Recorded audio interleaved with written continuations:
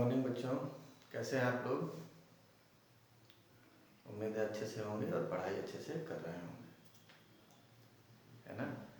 आज हम लोग पढ़ेंगे हमारा पर्यावरण विषय। इसके अंतर्गत पाठ 3 जनसंख्या एवं हमारा पर्यावरण। जनसंख्या और पर्यावरण का एक दूसरे से क्या संबंध होता है, इसके बारे में हम जानेंगे। बच्चों, जैसे आप लोग जानते होंगे कि आपके गांव की जनसंख्या जितनी इस समय है उतनी 10 वर्ष या 15 वर्ष पहले नहीं रही होगी। इसकी चर्चा आप कभी अपने दादा दादी से करेंगे तो ये आप जान पाएंगे कि समय के हिसाब से जनसंख्या बहुत ज़्यादा बढ़ गई है और जितने प्राकृतिक संसाधन पहले थे उसकी तुलना में आज उसका उपभोग बहुत अधिक बढ़ गया है।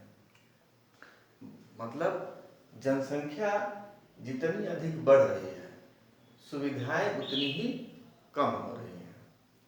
बढ़ती जनसंख्या का अर्थ सिर्फ ये नहीं है कि लोगों की जनसंख्या बढ़ रही है। जनसंख्या बढ़ती है और सुविधाएं कम होती हैं उसकी तुलना में, तो उसको हम कहते हैं कि जनसंख्या बढ़ रही है।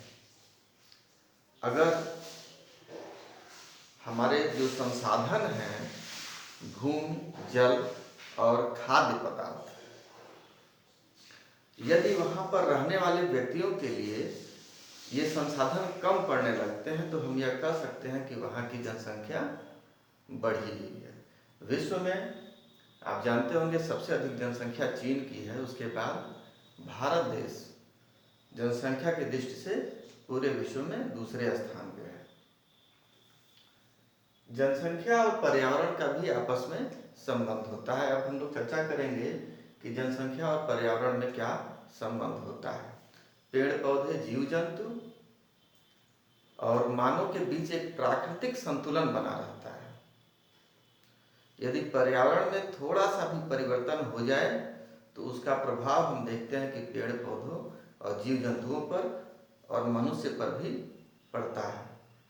जनसंख्या और मानव द्वारा उपभोग की जाने वाली वस्तुओं में आनुपातिक असंतुलन पैदा हो गया है। क्यों हो गया है? इसका सिर्फ एक ही कारण है, जनसंख्या वृद्धि। जनसंख्या वृद्धि की वजह से प्राकृतिक संसाधनों का दुरुपयोग होता है, उसका उपभोग बढ़ जाता है। इसी वजह से प्राकृतिक असंतुलन पैदा होता है। इसके अकॉर्डिंग प्रसिद्ध जनसंख्या शास्त्री माल्थस ने एक विचार प्रस्तुत किया था और उन्होंने 2 नियम बताए थे कि खाद्य सामग्री में जो वृद्धि होती है वह हमेशा अंकगणितीय क्रम में होती है।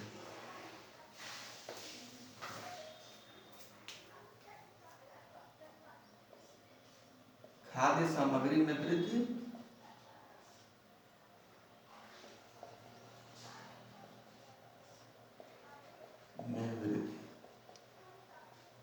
अंकगणितीय क्रम में होती है।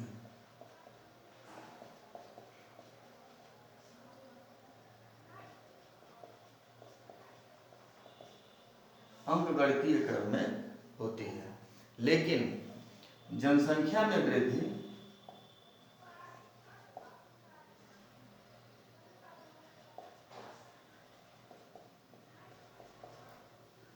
ज्यामितीय क्रम में होती है।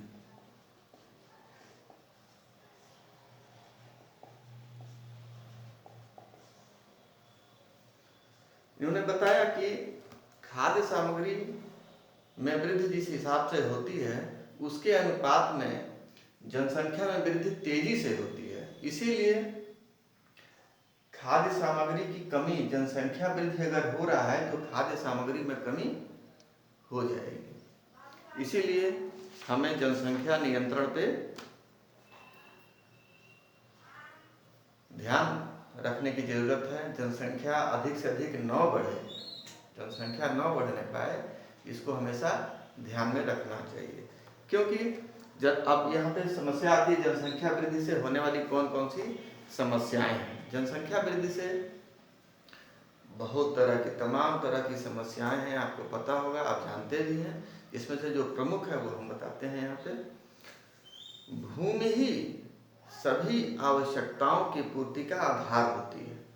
जनसंख्या की अत्यधिक वृद्धि से कृषि योग्य भूमि का अन्य क्षेत्रों में उपयोग हो रहा है। जैसे जो तमाम ऐसे जमीन हैं जिसपे जो खेती योग्य जमीन थी उस पे मकान बन गए हैं, औद्योगिक केंद्र बन गए हैं, बड़ी बड़ी बिल्डिंगें बन गई हैं, तो कृषि योग्य भूमि तो कम हो गई, तो हमें अनाज मिलेगा कैसे? कम मिलेगा। इसलिए भूमि के दोहन से तमाम तरह की समस्याएं उत्पन्न हो गई हैं, जिसमें से प्रमुख है खाद्यान्न की समस्या। खेती योग्य भूमि कम है तो खाद्यान्न कम होगा, जीवन की गुणवत्ता में कमी हो गई है, आवास की समस्या हो गई है, रोजगार की समस्या हो गई है, और सबसे बड़ी समस्या है प्रदूषण की समस्या।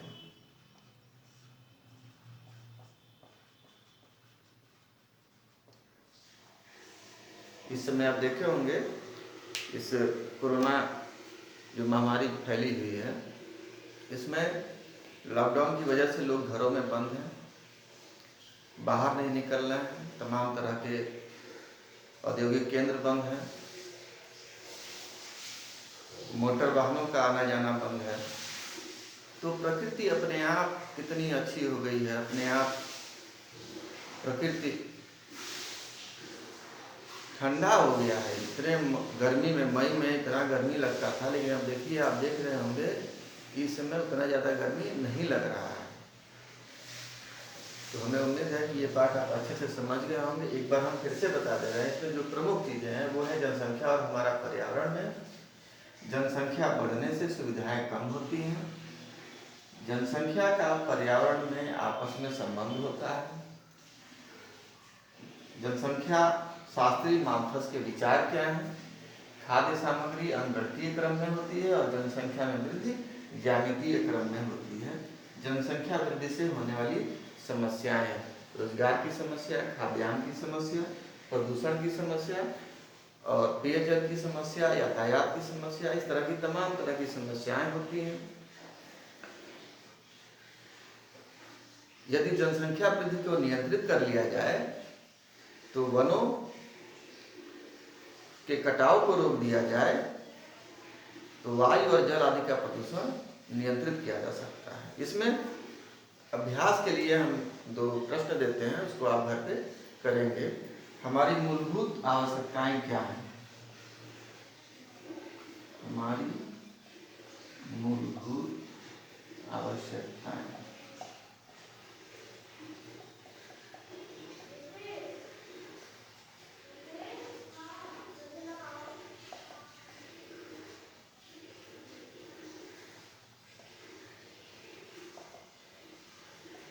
जनसंख्या वृद्धि पर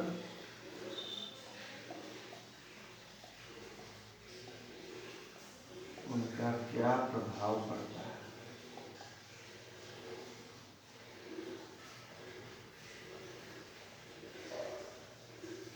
हमारी मूलभूत आवश्यकताएं क्या हैं? जनसंख्या वृद्धि पर उनका क्या प्रभाव पड़ता है? इस पाठ को अच्छे से पढ़िएगा। अगर कहीं कोई समस्या है तो हमसे व्यक्तिगत फोन करके आप पूछ सकते हैं।